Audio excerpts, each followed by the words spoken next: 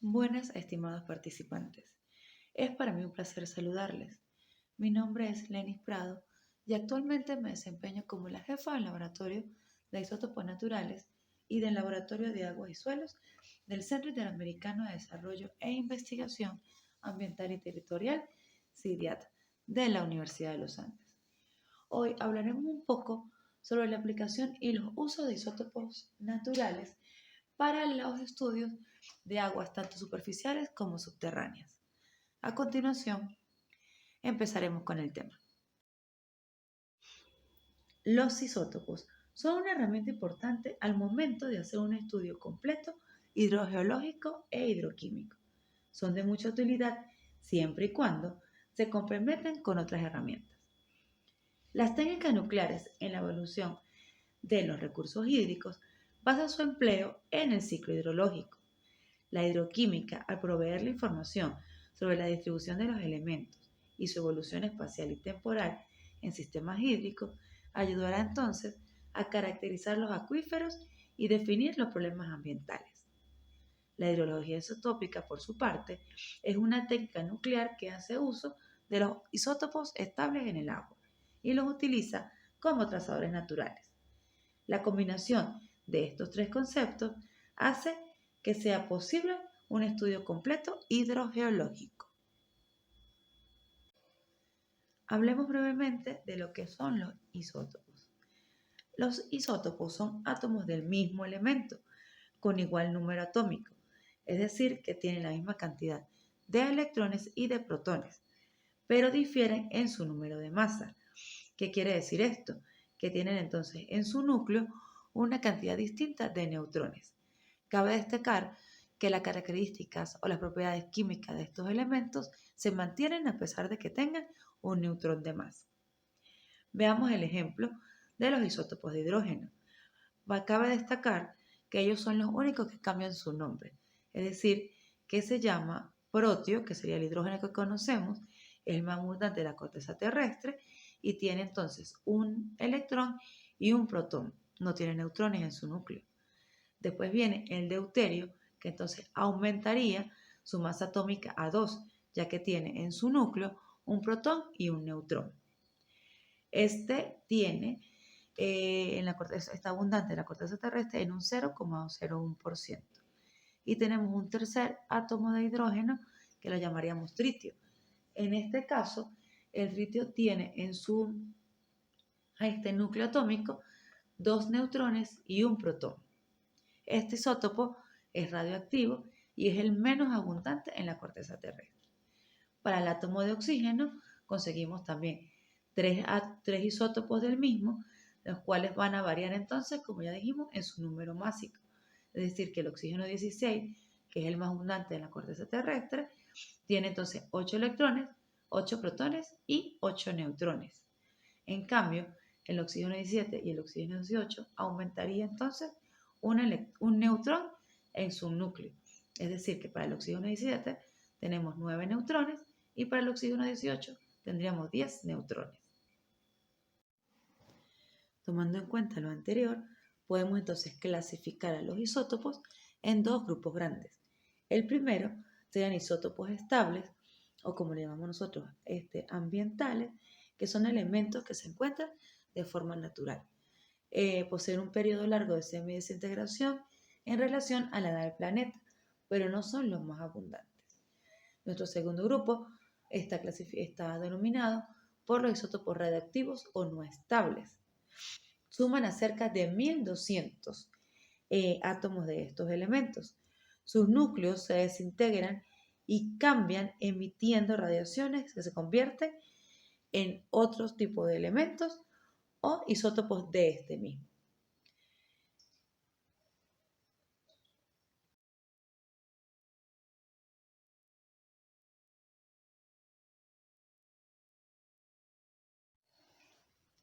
Profundicemos un poco lo que son los isótopos estables. Estos son átomos que dan formas no radiactivas y aunque no emiten esa energía, gracias a las propiedades únicas que ellos poseen, pueden utilizarse en varias aplicaciones, tanto como es la gestión del agua, la gestión del suelo, estudios medioambientales, entre otros. Podemos apreciar entonces una tabla de elementos de isótopos naturales o estables que conseguimos en la naturaleza, su nombre y su abundancia relativa. Es decir, que del hidrógeno tenemos dos isótopos estables, que es el deuterio y el hidrógeno 1. Del carbono tenemos el carbono 12 y el carbono 13. El nitrógeno tenemos el carbono 14 y carbono 15. Para el oxígeno tendríamos oxígeno 16, 17 y 18. Y para el sulfuro o azufre tenemos azufre 32, 33, 34 y 35. Vale notar que el isótopo siempre más estable o el átomo más estable es el que no tiene neutrones de más dentro de su núcleo.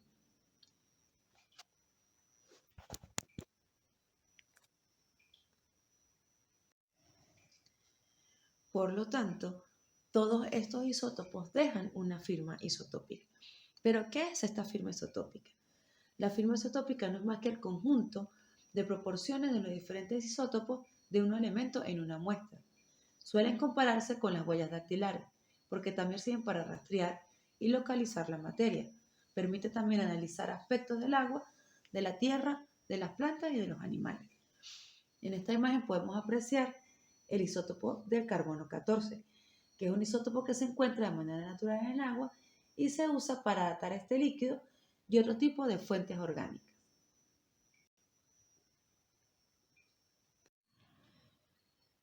Por lo tanto, una forma de utilizar los isótopos estables es midiendo su cantidad y su proporción en muestras. Por ejemplo, en muestras de agua.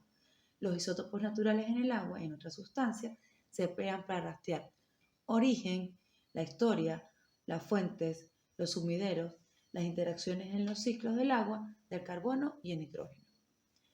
Detallamos un poco aquí lo que son los isótopos estables. Para nuestro caso en particular, hablaremos un poco de los isótopos estables en el agua. Tomamos entonces el ejemplo de el hidrógeno 1 y el deuterio, que serían los dos isótopos naturales y estables que conseguimos del hidrógeno. Al mismo tiempo, tenemos entonces el oxígeno 16 y el oxígeno 18.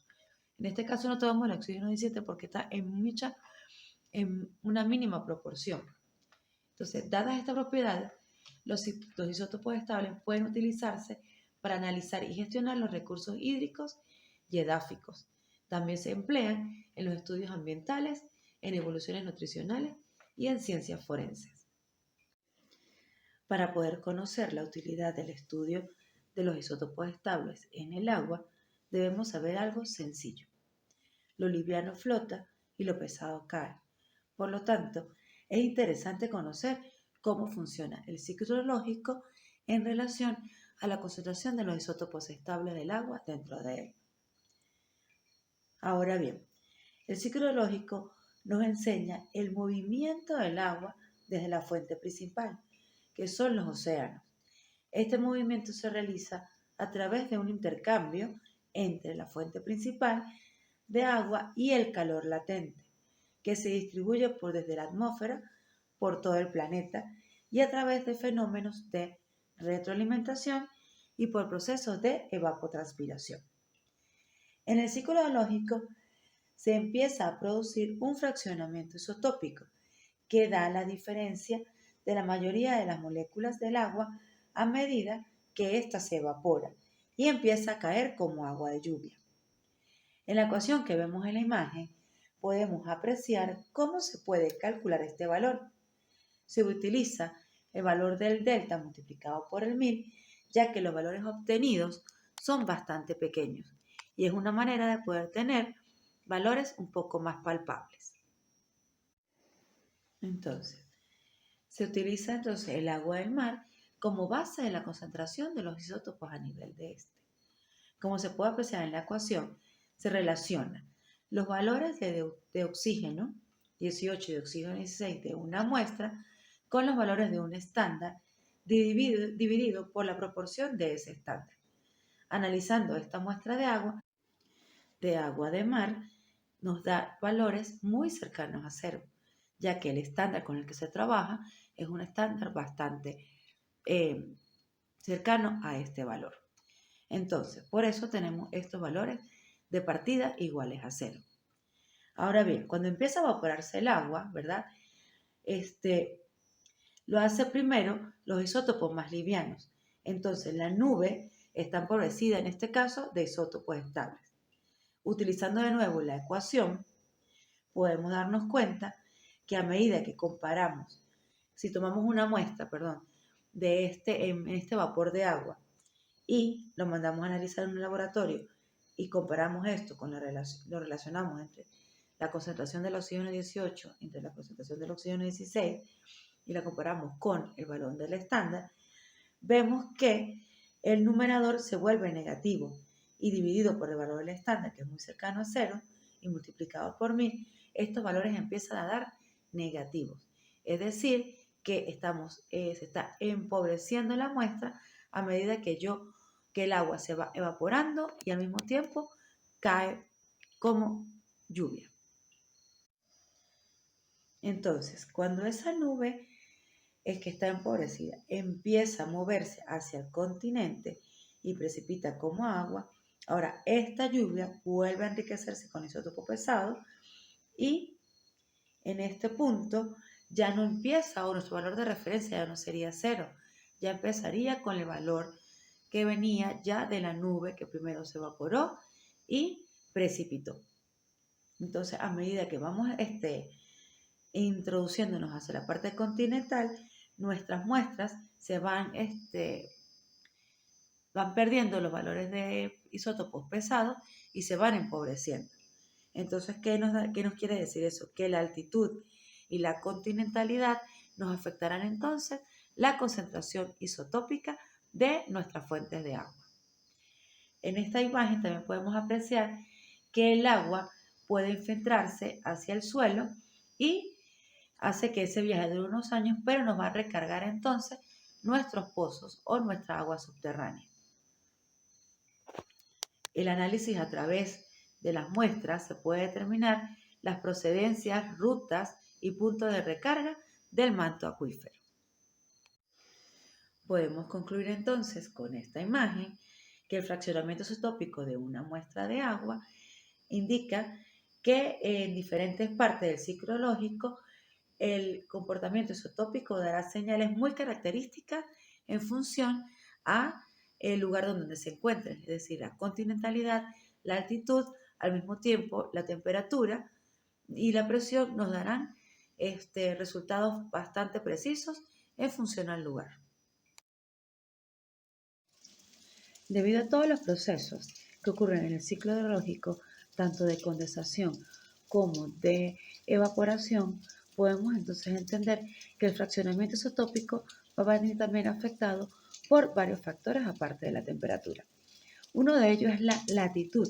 Entonces, que a medida que nos estamos dando al ecuador, es decir, a medida que aumenta la latitud, se producen precipitaciones con valores de desviación isotópica o del delta para el deuterio y el oxígeno 18 mucho más negativos.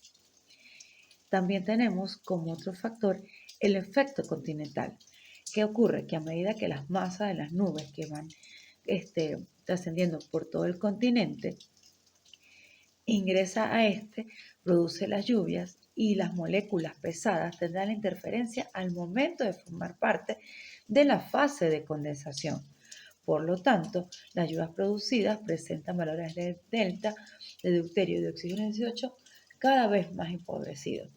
¿Qué quiere decir esto con la fase de condensación?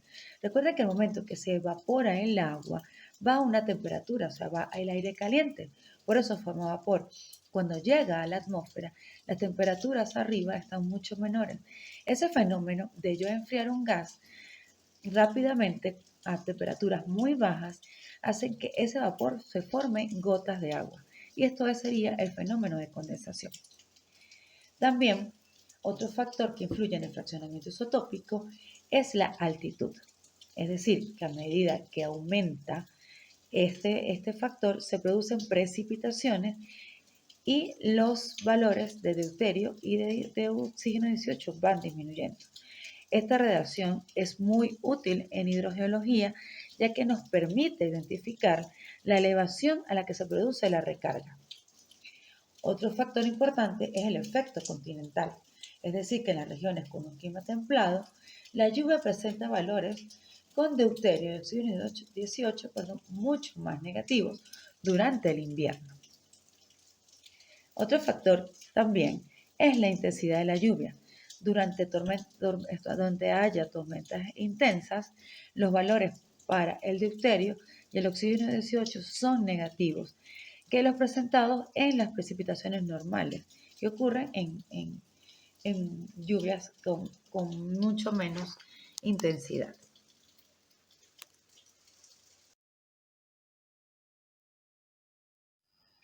Para poder entender un poco lo que es el ciclo lógico en función de la concentración de los isótopos estables del agua, tenemos esta siguiente figura, donde se puede apreciar diferentes valores de oxígeno y de deuterio a medida que va transcurriendo todos los procesos de evaporación y de recarga en el sistema. Como podemos apreciar, el océano sigue siendo oxígeno y deuterio con una concentración iguales a cero. A medida que vamos pasando por los procesos de evapotranspiración y de precipitación, estamos viendo que el agua se va empobreciendo a medida que yo obtengo vapor en las nubes y cuando tenemos una precipitación inicial, esta agua de lluvia viene enriquecida de mis isótopos. Vuelve otra vez a calentar, se vuelve a evaporar, tengo otra vez nubes de vapor con un empobrecimiento isotópico y cuando vuelve a llover, vuelve entonces a enriquecerse isotópicamente. Y eso en fin va a ser todo el ciclo lógico. Ahora bien, si yo coloco entonces en estos diferentes puntos, en todo ese sistema o en toda esa cuenca, recolectores de agua de lluvia, yo puedo entonces determinar si yo tengo recargas y cuáles serían esas concentraciones a medida que va pasando por todo el sistema, desde las zonas bajas hasta las zonas altas. Por lo tanto, en mi punto número 1, yo puedo tomar ahí entonces una muestra de agua y analizarla y se puede apreciar que yo puedo tener alrededor de una concentración de menos 3 partes por mil de la concentración de oxígeno 18. A medida que voy adentrándome en la cuenca, puedo obtener entonces en un punto 2 una concentración de agua mucho más baja, alrededor de los menos 11. Si tomamos muestras de agua en los puntos 3 y 4, observamos entonces que el empobrecimiento o el fraccionamiento isotópico ha aumentado y puede obtener concentraciones de oxígeno que van desde menos 15 hasta menos 17 partes por mil. Si tomamos ahora una muestra de agua subterránea a través de unos pozos, se puede observar que para el punto 5 el agua está enriquecida de un isótopo pesado, por lo cual en ese pozo está siendo recargado por agua de lluvia local y a su vez se podría estar infiltrando agua del mar al mismo. En el caso del siguiente punto 6 de muestra, este valor está alrededor de menos 10 partes por mil de oxígeno 18. La recarga de ese pozo entonces me puede indicar que está siendo por agua que está infiltrándose de zonas altas. ¿Qué puedo indicar entonces con este ejemplo? ¿Y qué información me van a dar estas concentraciones de isótopos de oxígeno y de deuterio en el ciclo hidrológico? Primero me van a dar origen del agua.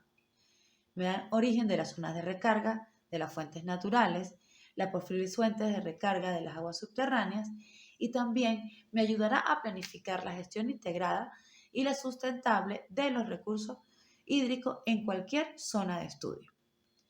Entonces, los análisis de isótopos ambientales se han convertido desde hace más de 40 años en uno de los métodos más complementarios para el estudio de las aguas superficiales y de las aguas subterráneas. El ejemplo anterior refleja las condiciones ambientales de los sitios donde se encuentran las fuentes de agua, lo que hace que empiece la curiosidad de estudiar todas las posibles fuentes a nivel mundial.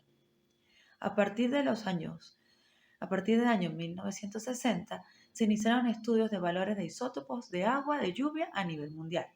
Esto gracias a la Organización Meteorológica Mundial y al Organismo de Energía Atómica, los cuales crearon una red que se ha dedicado a la medición del contenido isotópico en diferentes muestras de agua en todos los lugares representativos del mundo. Este proyecto se ha dedicado a la medición de este contenido isotópico y se llama Global Network Isotopes in Precipitation. Entonces, esta correlación representa una línea. ¿Y qué es esta línea? Es una ecuación definida por el geoquímico estadounidense Harmon Craig en 1961 que indican la media entre las proporciones de los isótopos de hidrógeno y de oxígeno en las aguas naturales. En estas dos primeras imágenes se ven cómo todas las muestras de agua que se recolectaron a nivel mundial fueron representadas en un gráfico, el cual es la concentración del isótopo por la temperatura en la que se encuentran esas fuentes de agua. Cuando se saca la media de todo esto, conseguimos entonces una correlación de todas estas fuentes de agua. Ahora bien, la siguiente imagen nos indica entonces la línea meteórica global, la cual está perfectamente diseñada en donde todas las fuentes de agua caen sobre esa línea. El estándar internacional para la medida de las relaciones de deuterio entre hidrógeno y de oxígeno 18 entre el oxígeno 16 es un agua del mar denominada SMOW. Es el Standard Mean Ocean Water. Y esto viene de Viena, que es donde están los expertos y donde comienza la interacción y la curiosidad por caracterizar todas estas fuentes de agua. Es importante resaltar que el organismo internacional está recomendando usar últimas calibraciones llamadas BSMOW, que sería Vienna Standard Mean Ocean Water.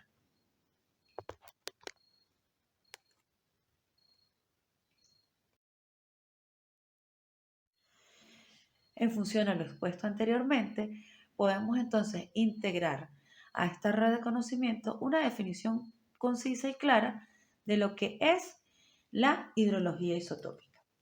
La hidrología isotópica no es más que una técnica nuclear en que los isótopos estables existen en el medio ambiente.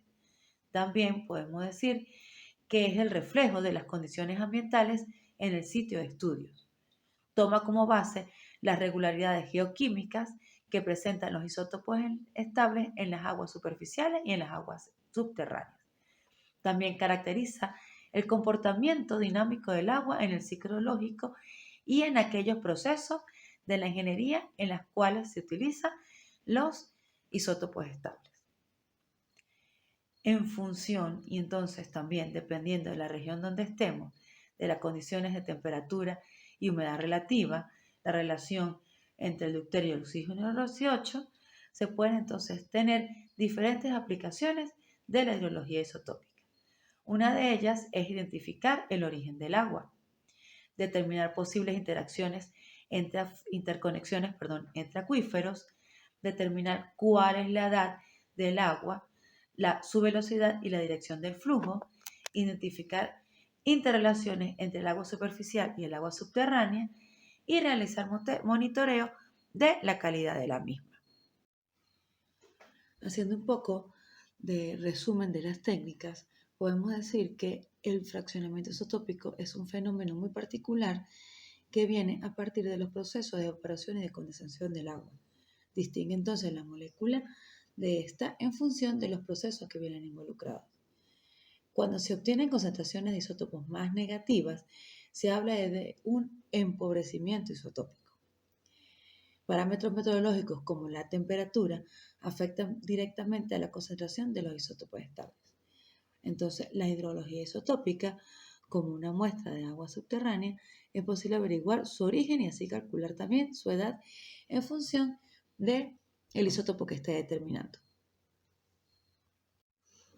Se ha hablado que la hidrología isotópica es una técnica nuclear donde se utilizan isótopos estables para determinar su concentración en diferentes aplicaciones. Por ser una técnica con distintas aplicaciones, se debe entonces seguir ciertos parámetros de logística y de muestreo para determinar las concentraciones de los isótopos estables a utilizar. El Organismo de Energía Atómica, en conjunto con la Red Global para la Determinación de Isótopos en muestras de agua, tanto de lluvia como de otras fuentes, y a través de proyectos de relaciones interinstitucionales con los diferentes países, ha dotado a ellos con diferentes tipos de equipos para determinar la concentración de isótopos estables en agua. Gracias a la dotación del Organismo de Energía Atómica a los países aliados en la determinación de los isótopos estables, en Venezuela contamos con 2 equipos. En el CIDIAT, en el Laboratorio de Isótopos Estables, se encuentra el modelo LTD-100 de los Gates Research. Es un espectroscopio láser en donde se determina la concentración de deuterio y de oxígeno 18 en muestras de agua. También se tiene un equipo de la misma marca, modelo 980-532, en el cual podríamos determinar deuterio, oxígeno 18 y oxígeno 17 en muestras de agua. Este último modelo todavía está en fase de calibración de sus patrones internos y de sus suministros. Ahora bien, la relación que podemos determinar a partir de la utilización de estos equipos entre el deuterio y el oxígeno 18 viene representada por una gráfica que se va calculando por la ecuación que se ve a continuación, en donde el delta del deuterio es igual a 8 veces el delta del oxígeno más 10. Esta ecuación fue descubierta por Craig en 1961 y después, años después, Dasgard encontró una relación entre estos valores. Gráficamente, esta ecuación representa entonces la línea meteórica mundial que hablamos hace rato.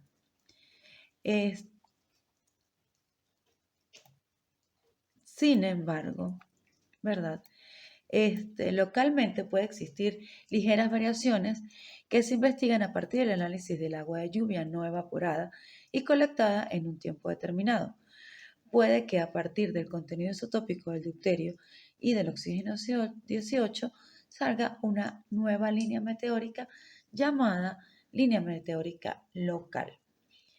La construcción de la línea meteórica local y la posterior comparación del contenido isotópico de las muestras de las aguas analizadas del acuífero permitirá entonces delimitar la zona de recarga y determinar si las aguas subterráneas provienen de la lluvia local, de precipitaciones infiltradas en la parte alta de las montañas, de un río, un lago o de combinaciones de las mismas. De igual forma, se podrá conocer si el agua procede de una época anterior a la actual y en el caso de un acuífero costero sometido a problemas de salinización, establecer el origen o causa de la misma. En esta figura se representan aspectos característicos de la línea meteórica mundial. Aquí podemos observar entonces lo que hablábamos de las líneas de lluvia local que está evaporada, ¿verdad? Podemos observar que en el cero, en el origen, tenemos el valor del agua de mar, tenemos también líneas de aguas evaporadas, líneas de cambios térmicos. Entonces, en función de la concentración que tengamos de deuterio y de oxígeno 18, podemos entonces ubicarnos en este rango y poder predecir de esta manera y de una manera muy eficiente las procedencias de esas aguas.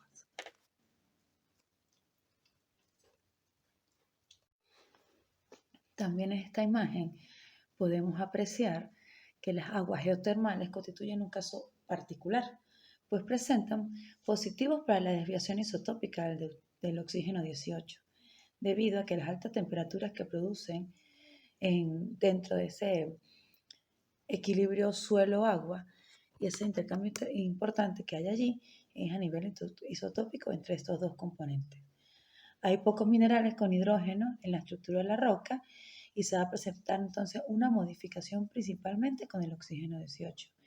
Y como los minerales de la roca son más enriquecidos en este isótopo que en las aguas, los resultados van a ser una desviación horizontal hacia un polo más enriquecido, como se puede apreciar en el lado de la línea del cambio geotérmico en esta figura. Como lo hablamos anteriormente, las aguas empiezan un proceso de cambio en el ciclo hidrológico. El agua que se evapora del océano está más enriquecida en isótopos ligeros, es decir, de hidrógeno 1 y oxígeno 16, y por ende empobrecida en deuterio y oxígeno 18, con respecto al agua de mar. De igual forma, las aguas de glaciares, nieves o fuentes continentales presentan valores bajos de deuterio y oxígeno 18 en comparación a las aguas del océano. A medida que se disminuye la temperatura del aire, ya sea por efectos estacionales, longitudinales o elevación, se produce un empobrecimiento de los isótopos pesados y lo que puede sernos útil para determinar la zona de recarga de algunos acuíferos. Estos acuíferos pueden ser alimentados directamente por el agua de lluvia o indirectamente por un lago o un río o una mezcla de estos, o más fuentes. Inclusive el origen podría ser de la lluvia directa, pero que no se evapora antes de infiltrarse al acuífero y provenir de la lluvia que cae en la parte alta de las montañas. Cuando el origen del agua subterránea es atribuido a la combinación de fuentes y sus desviaciones isotópicas de deuterio y de oxígeno 18, determinará entonces la proporción parcial de la recarga y las zonas de influencia en dichas fuentes. Esto lo podemos apreciar aquí en la figura de la mano que está a la izquierda, en donde podemos ver aguas evaporadas y aguas de un acuífero y un agua de producto de una mezcla. En el caso en que las aguas del acuífero provengan de lluvias caídas infiltradas en zonas altas, las desviaciones de deuterio y de oxígeno 18 van a ser mucho menor que las contenidas en las lluvias locales o en zonas bajas, puesto que la actitud afecta las concentraciones de hidrógeno y de deuterio y de oxígeno 18 en las precipitaciones. Esto lo podemos ver en el último aglomeramiento de muestras en la figura en donde le aparece acuífero 1. Están más empobrecidas, es decir, van a salir a la zona más negativa del gráfico. En fin, los efectos producidos por el fraccionamiento isotópico, por la latitud, la altura, el continente, las estaciones y la cantidad de lluvia que cae en la zona, son importantes para interpretar y conocer el origen y la recarga de las aguas subterráneas. En la figura de mano derecha podemos ver entonces la cantidad o la clasificación que podríamos atribuirle a estas muestras de agua.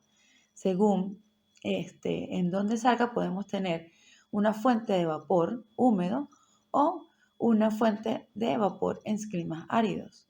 Si las aguas no salen hacia la zona más cercanas a la concentración del agua del océano, estaríamos hablando de aguas evaporadas en ciertas estaciones climáticas. Tenemos también que la evaporación de ríos y lagos nos va a dar en una zona también cercana a ellos, y a medida que tengamos más frío o estemos más cercanos al invierno, y estemos en zonas más altas, las concentraciones del deuterio y del oxígeno 18 saldrán entonces en las zonas más empobrecidas.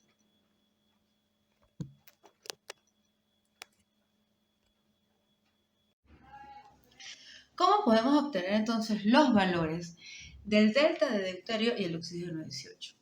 Para esta determinación, cada laboratorio y cada especialista determina su protocolo de muestreo y de almacenamiento en función de las directrices del organismo de energía atómica y de las condiciones del laboratorio. Para la recolección de las muestras de agua se requiere entonces envases de polietileno de alta densidad, preferiblemente de boca angosta, con tapa de rosca doble, y la capacidad dependerá del isótopo que se desea determinar. Para el almacenamiento para las muestras de deuterio y de oxígeno 18, normalmente se usan botellas de 50 mililitros. Es importante tener en cuenta que la precisión de los resultados está influenciada por la calidad de la toma y el almacenamiento de las muestras. Ahora bien, ¿cómo haríamos entonces el muestreo del agua de lluvia, del agua superficial y del agua subterránea para la realización de un análisis isotópico? Cuando se desea caracterizar un cuerpo de agua, sea acuífero, río, lago, sumidero, entre otros, mediante isótopos, ya sean estables o radioactivos, el seguimiento de protocolos es muy importante para obtener resultados confiables de laboratorio. En todo caso, es necesario evitar el fraccionamiento isotópico a través de la evaporación o de las pérdidas difusivas de vapor de agua, o el intercambio isotópico con los alrededores y con el material del envase. Por ejemplo, una pérdida de 10% de la muestra da como resultado un enriquecimiento isotópico. Estos efectos se pueden minimizar siempre y cuando se utilicen métodos de recolección y envases apropiados. Hablemos un poco lo que es el método de recolección para las aguas de lluvia.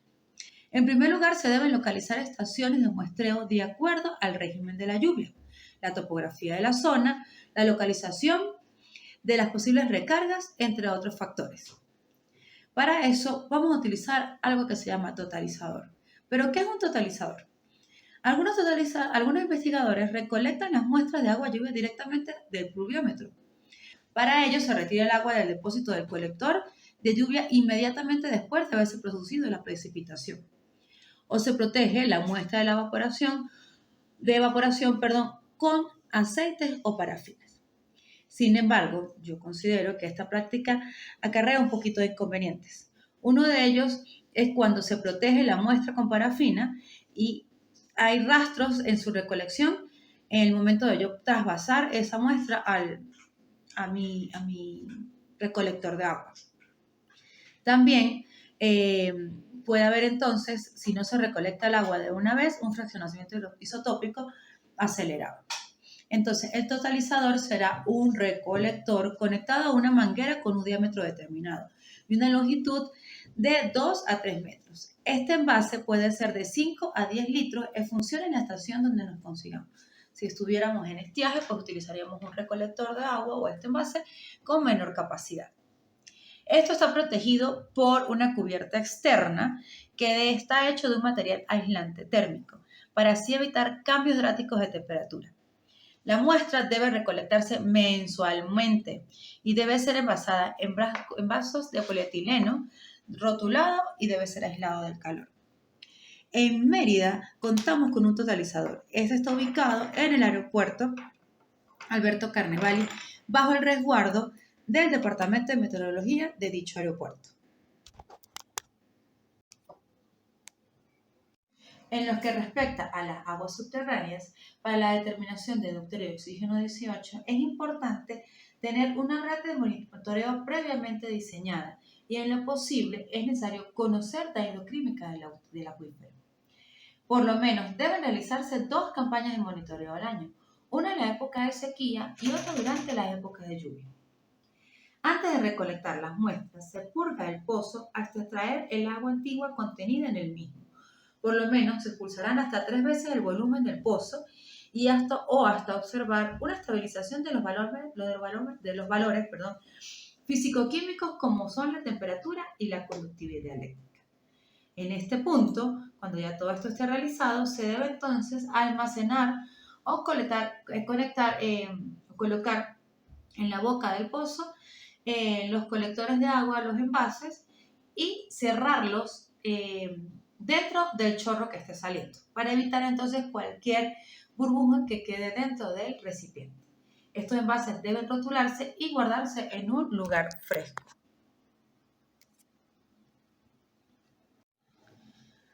Para proceder en las aguas superficiales, lo que explica la técnica del muestreo, esto debe realizarse en 3 épocas: en época de sequía, en época de transición y en época de lluvia.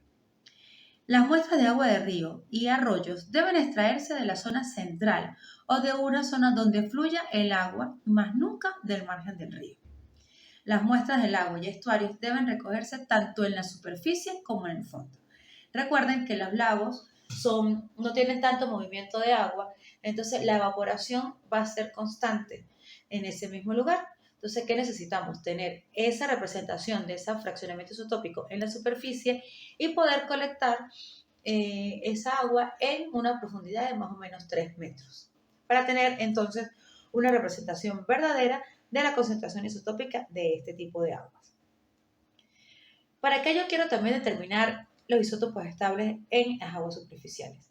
Esto me va a servir ¿para qué? Para la dinámica de los lagos y embalses, filtraciones y fugas de presa, efluentes de lagunas o diques y filtraciones de conductos subterráneos. Esto es adicional a todo lo que hemos venido hablando durante esta clase.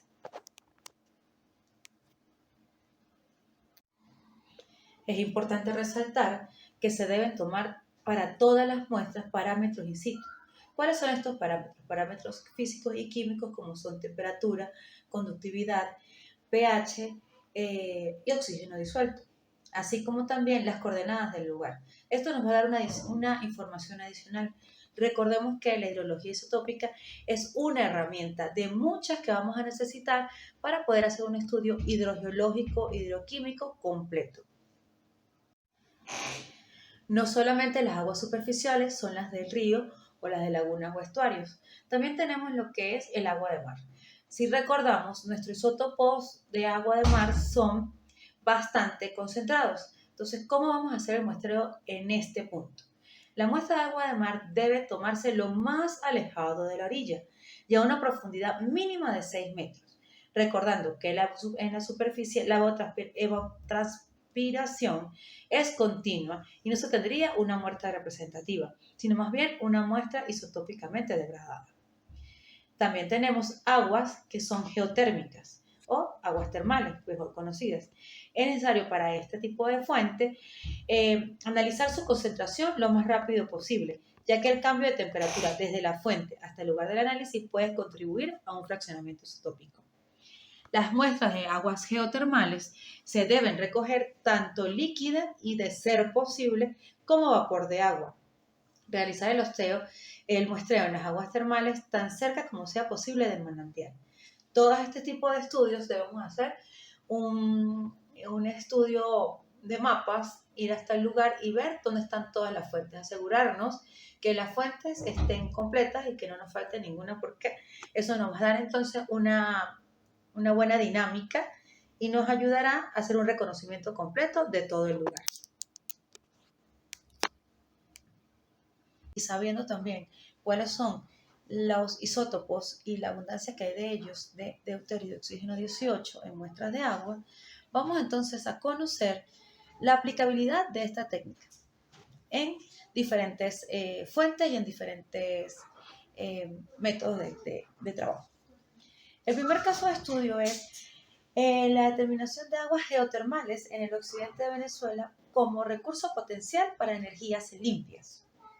Esta investigación se llevó a cabo con la colaboración de varios profesores, tanto de la Universidad de los Andes como profesores extranjeros, y cabe destacar que la determinación de los isótopos estables se hizo en el laboratorio de isótopos naturales del CIDIAT ULA. En esta investigación entonces se pretende contribuir con la realización de un inventario geotérmico para el occidente de Venezuela, compilando y actualizando información obtenida por diferentes autores, detallando entonces de esta manera las condiciones litológicas y estructurales de cada localidad, las posibles fuentes y su relación con el fallecimiento activo, considerado así como un sistema geotérmico tectónico. Ahora bien, en la figura 4 vemos entonces la ubicación regional y la delimitación de la cuenca de las González. Los puntos amarillos que se ven allí son los diferentes puntos de muestreo en donde se llevaron a cabo la toma de las aguas, tanto de las fuentes termales como de las fuentes cercanas a estos pozos.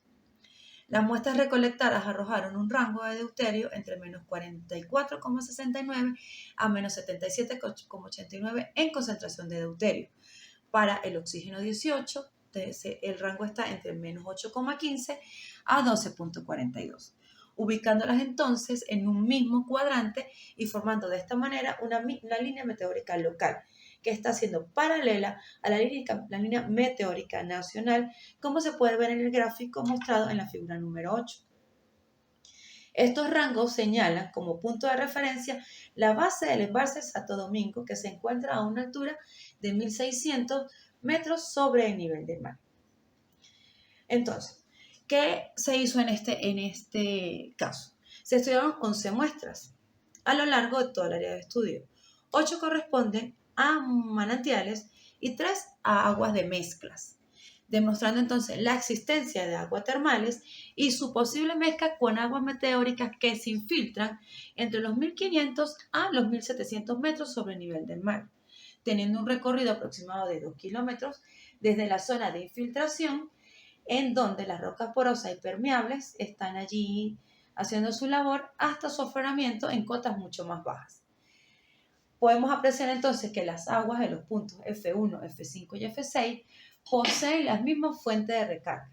Esto se atribuye a las concentraciones similares que podemos encontrar del isótopo de oxígeno 18. Para el agua P1, esta está alimentada parcialmente por agua superficial, y los puntos F2 y F3 son de composición isotópica muy similar. En cambio, el punto F4 es diferente a todos ellos, lo que está atribuido entonces que puede estar mezclándose con el agua superficial.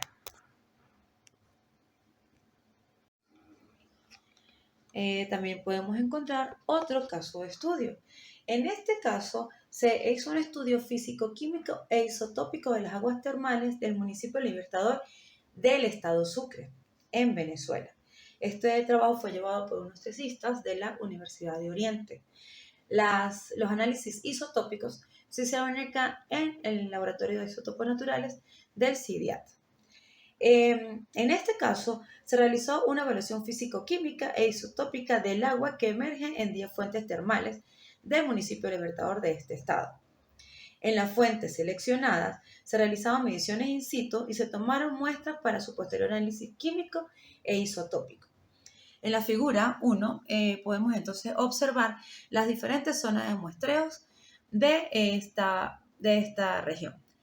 En este caso, en cada uno de ellos se tomó la temperatura y se obtuvieron entonces temperaturas comprendidas entre 33,7 y 57,5 grados centígrados, considerándose entonces que las zonas en donde se encuentran estas fuentes son características de zonas hipotermales, mesotermales e hipertermales.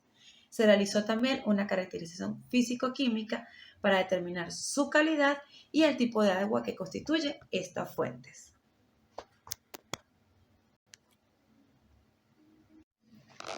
A continuación, podemos observar el gráfico que relaciona la concentración del oxígeno 18 versus la concentración del deuterio. Observamos entonces también los valores de la fuente de cada una de las muestras tomadas. Podemos observar que tenemos un aglomerado en el tercer cuadrante de este gráfico, indicando esto entonces que son aguas tipo 1 y que son aguas relativamente empobrecidas. La evaporación favorece la presencia de isótopos pesados, lo que puede provenir de lluvias muy recientes. Para la interpretación isotópica, ¿verdad? El gráfico nos indica que, bueno, comparándolo entonces con la línea de precipitación meteórica mundial, se puede distinguir claramente que las aguas se ubicaron en este cuadrante, las cuales corresponden a aguas con isótopos relativamente ligeros, es decir, que están empobrecidos. Entonces, abandonar el reservorio rápidamente, haciendo que el agua residual se enriquezca en isótopos pesados. La evaporación de esto favorece la presencia de estos isótopos que prevalecen en el acuífero y pueden provenir de lluvias recientes o de cualquier fenómeno atmosférico natural. Debido a dicha evaporación, las concentraciones de las moléculas de agua se hacen más pesadas y aumentan en aguas superficiales. Los valores delta entonces se van a ir desplazando hacia los valores menos negativos. Gracias a esto y a las concentraciones, pues, a los valores físico-químicos, pues se pudo determinar la calidad de estas aguas y para ellos la conclusión fue que estas aguas son aptas para uso recreativo. A continuación, hablaremos un poco sobre lo que es este caso de estudio. En el CIDIAT y en colaboración con otros profesionales de la universidad, se creó un grupo interdisciplinario en el año 2015 que surge por la preocupación de la disminución abrupta del espejo de agua de la laguna de Urao.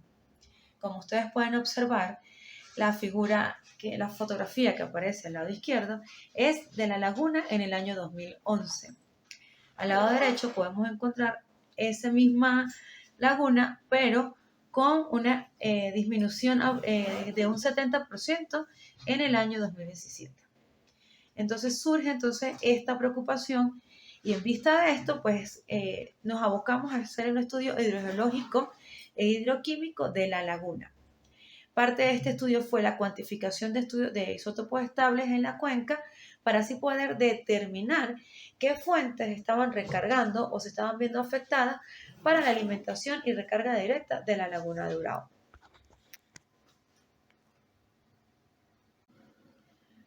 Entonces nos abocamos a determinar y a cuantificar la concentración de estos isótopos. En esta lámina podemos observar el gráfico que relaciona la concentración de deuterio con el oxígeno 18 para las diferentes muestras que se tomaron en casi toda la cuenca de Lagunillas. Se muestra entonces la relación isotópica y la primera hipótesis de nosotros fue pensar que la laguna La Trampa era la que estaba abasteciendo por infiltración a la laguna de Urao. Cuando hacemos la cuantificación y la determinación de isótopos, nos dimos cuenta que la laguna de La Trampa no tenía absolutamente nada que ver con lo que era con la conservación isotópica de la laguna como tal. Entonces, empezamos a tomar muestras en los diferentes puntos de la parte alta, media y baja de Lagunillas.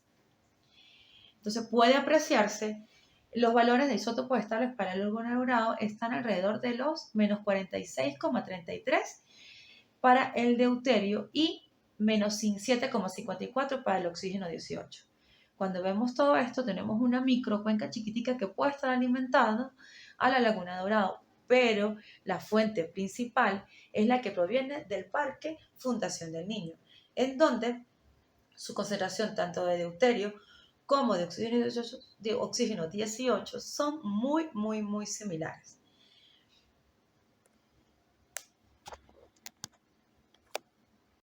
Eso nos indica que la recarga de la laguna proviene de ese lugar. También puede apreciarse dos fuentes que están muy cercanas a la Fundación del Niño, que son la de la finca de los Cocos. Esta es una finca que está justamente en la parte de atrás de la laguna y su afloramiento de las nacientes sale a la laguna como tal. También vemos que la relación isotópica de oxígeno 18 es muy similar o muy cercana a la que tenga la laguna de Urao. Entonces, ¿qué hicimos? Hicimos una caracterización físico-química tanto del agua de la laguna como de cada una de estas fuentes. ¿Para qué? Para poder entonces empezar a hacer un plan de gestión de recursos hídricos que nos ayuden entonces a ampliar la zona protectora, a cuidar lo que son las fuentes en las zonas altas de la cuenca de Lagunilla, así como también en ese momento del año 2018 empezar a alimentar la laguna con estas fuentes cercanas a el espejo de agua. Este estudio pues aún estamos todavía en desarrollo, ya que la laguna como tal no ha sido recuperada al 100%. Sin embargo, la laguna pues ha recuperado su espejo de agua en un 80%, 90% como tal, pero seguimos aún en el trabajo. En conclusión, podemos decir que la hidrología isotópica muestra ser una herramienta eficaz para la evaluación de los recursos hídricos, permitiendo con sus resultados lograr una mejor conservación, explotación y sostenibilidad. El empleo de las técnicas isotópicas y los análisis físico-químicos permiten establecer criterios isotópicos para ayudar en la toma de decisiones en el manejo adecuado de los recursos hídricos de una cuenca. Conocer el ciclo hidrológico y los procesos que allí ocurren nos ayuda también a saber cómo es el comportamiento de esas aguas y cómo se transportan tanto los nutrientes como los contaminantes. La relación de isótopos estables no es solamente los presentes en el agua, también podemos estudiar isótopos de nitrógeno, cloro, azufre y carbono para datar edades contaminantes, entre otras cosas. Quiero concluir también aparte y recalcar que la herramienta de la hidrología isotópica abarca cualquier área, desde el agua, alimentos, bebidas, medicamentos, la parte medicinal como tal, y pues estamos todavía en el descubrimiento y el desarrollo de esta técnica. También cabe destacar que tenemos que aprovechar que tenemos el equipo en nuestro país y el laboratorio y yo como tal estamos a la disposición de poder ayudarlos en lo que necesiten y orientarlos y guiarlos.